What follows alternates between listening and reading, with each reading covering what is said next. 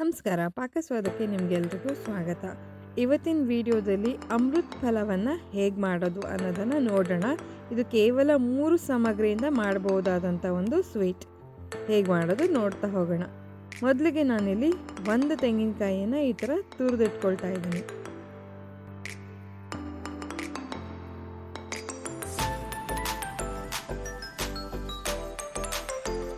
ನಂತರ ಇದನ್ನು ಒಂದು ಮಿಕ್ಸರ್ ಜಾರ್ಗೆ ಹಾಕ್ಕೊಂಡು ಸುಮಾರು ಅರ್ಧ ಕಪ್ ಆಗುವಷ್ಟು ನೀರನ್ನು ಹಾಕ್ಕೊಂಡು 1 ರೌಂಡ್ ನಾನು ರುಬ್ಕೊಳ್ತೀನಿ.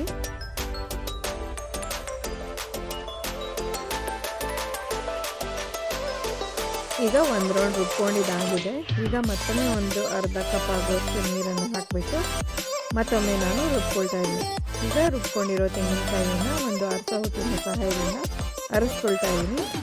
ಈ ಥರ ಚೆನ್ನಾಗಿ ಒಂದು ಸ್ವಲ್ಪ ನೀರನ್ನು ಹಾಕ್ಕೊಂಡು ಚೆನ್ನಾಗಿ ಈ ಥರ ಅರಸ್ಬಿಟ್ಟು ತೆಂಗಿನ ರಸವನ್ನು ನಾವು ತೆಕ್ಕೊಳ್ಬೇಕು. ಈ ಮೇಲಿನ ತೆಂಗಿನಕಾಯಿಯನ್ನು ನೀವು ಚಟ್ನಿ ಅಥವಾ ಸಾಂಬಾರಿಗೆ ಬಳಸ್ಕೊಳ್ಬೋದು, ಅದೇನು ಚೆಲ್ಲಬೇಕಾಗಿಲ್ಲ.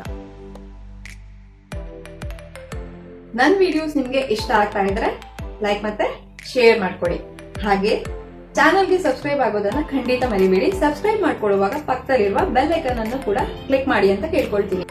ಈಗ ಒಂದು ದಪ್ಪ ತಳದ ಪಾತ್ರೆಗೆ ಸುಮಾರು ಅರ್ಧ ಲೀಟರ್ ಆಗುವಷ್ಟು ತೆಂಗಿನ ಹಾಲು ತಯಾರಾಯಿತು. ನಮಗೆ ಅದನ್ನು ಹಾಕ್ಕೊಳ್ತಾ ಇದ್ದೀನಿ. 2 ಕಪ್ ಆಗುವಷ್ಟು ಆಯಿತು.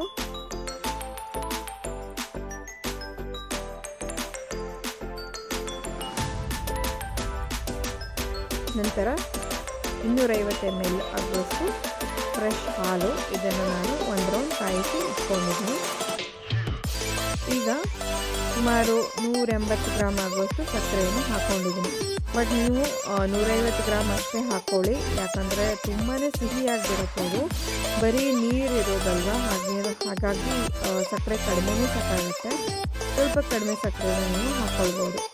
ಈಗ ಈ ಥರ ನಾವು ಹೈ ಫ್ಲೇಮಲ್ಲಿ ಕುದಿಸ್ತಾ ಹೋಗಬೇಕು. ಈ ಥರ ಕೈಯಾಡ್ತಾನೆ ಇರಬೇಕು. ಇದನ್ನು ಮಾಡೋಕ್ಕೆ ಸುಮಾರು ಹೊತ್ತು ಬೇಕಾಗುತ್ತೆ. ಹಾಗಾಗಿ ನಿಮಗೆ ಅಮೃತ್ ಫಲ ಮಾಡಬೇಕಾದ್ರೆ ಪೇಷನ್ಸ್ ಕೂಡ ಅಷ್ಟೇ ಮುಖ್ಯ. ನೋಡಿ, ಈ ಥರ ಕುದಿ ಬಂದು ಬರ್ತಾ ಹೋಗುತ್ತೆ. ಕೈಯಾಡ್ತಾನೆ ಇರಬೇಕು. ಸುಮಾರು 30 ನಿಮಿಷ ನಂತರ ನೋಡಿ ಈ ಥರ ಕಾಣಿಸ್ತಾ ಇದೆ. ಈ ಹಂತದಲ್ಲಿ ನಾನು ಒಂದು ಸ್ವಲ್ಪ ಏಲಕ್ಕಿ ಪುಡಿಯನ್ನು ಹಾಕ್ಕೊಂಡು ಮತ್ತೊಮ್ಮೆ ಚೆನ್ನಾಗಿ ಮಿಕ್ಸ್ ಮಾಡ್ಕೊಳ್ತಾ ಇದ್ದೀನಿ. ಅಷ್ಟು ಇದ್ದಿದ್ದು ಹಾಲುಗಳು ನೋಡಿ ಇಷ್ಟೇ ಆಯಿತು. ಇವಾಗ ಸುಮಾರು ಒಂದು 50 ನಿಮಿಷ ಆಗಿದೆ ನಾನು ಈ ಥರ ಕೈಯಾಡ್ತಾ. ಈಗ ನೋಡಿ, ಈ ಹಂತದಲ್ಲಿ ನಾವು ಇದನ್ನು ಒಂದು ತುಪ್ಪ ಸವರಿದ ಪಾತ್ರೆಗೆ ಹಾಕ್ಕೊಳ್ಬೇಕು. ಇದು ಕರೆಕ್ಟಾಗಿರುವ ಹದ. ಬೇಕಿದ್ರೆ ಇನ್ನೊಂದು ಸ್ವಲ್ಪ ಮುಂಚೆನೇ ನೀವು ಪ್ಲೇಟಿಗೆ ಸುರ್ಕೊಳ್ಬೋದು. ಆಗ ಇನ್ನೊಂದು ಸ್ವಲ್ಪ ಮೆತ್ತಗೆ ಅಂದರೆ ಸ್ವಲ್ಪ ಸಾಫ್ಟಾಗಿ ಬರುತ್ತೆ ಅಮೃತ್ ಫಲ. ನಾನು ಮಾಡಿರೋದು ಚಾಕ್ಲೇಟ್ ಥರ ಸ್ವಲ್ಪ ಗಟ್ಟಿಯಾಗಿ ಬಂತು. ಬಟ್ ಇದು ಕೂಡ ಸ್ವಲ್ಪ ತಿನ್ನೋದು ಗಟ್ಟಿ ಅನಿಸಿದ್ರು ಸಿಕ್ಕಾಪಟ್ಟೆ ಟೇಸ್ಟಿ ಅನಿಸುತ್ತೆ. ನೋಡಿ, ಈ ಥರ ಶೇಪ್ ಕೊಟ್ಟು ಚೆನ್ನಾಗಿ ಪ್ರೆಸ್ ಮಾಡಿ ಇಟ್ಕೊಳ್ಳಿ. ಅದು ಸ್ವಲ್ಪ ಬಿಸಿ ಇದೆ ಅನ್ನುವಾಗಲೇ ನೀವು ಕತ್ತರಿಸ್ಕೊಳ್ಳಿ, ಯಾಕಂದರೆ ನಂದು ಸ್ವಲ್ಪ ತಣ್ಣದೋಗಿತ್ತು, ಕತ್ತರಿಸೋದು ಸ್ವಲ್ಪ ಕಷ್ಟ ಆಯಿತು. ನೋಡಿ, ಈ ಥರ ಆಗುತ್ತೆ. ಸ್ವಲ್ಪ ಬಿಸಿ ಇರುವಾಗಲೇ ಒಂದು ಸ್ವಲ್ಪ ನೀಟಾಗಿ ಕತ್ತರಿಸಿ ಇಟ್ಕೊಂಡ್ರೆ ಆಮೇಲೆ ನೀವು ಆರಾಮಾಗಿ ತೆಗಿಬೋದು.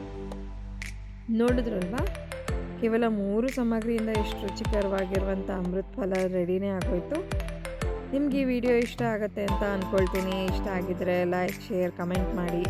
ಚಾನಲ್ಗೆ ಸಬ್ಸ್ಕ್ರೈಬ್ ಆಗೋದನ್ನು ಮರಿಬೇಡಿ. ಸಬ್ಸ್ಕ್ರೈಬ್ ಮಾಡ್ಕೊಳ್ಳುವಾಗ ಬೆಲ್ ಬಟನ್ನು ಪ್ರೆಸ್ ಮಾಡಿ ಅಂತ ಕೇಳ್ಕೊಳ್ತೀನಿ. ಧನ್ಯವಾದಗಳು. Thank you for watching.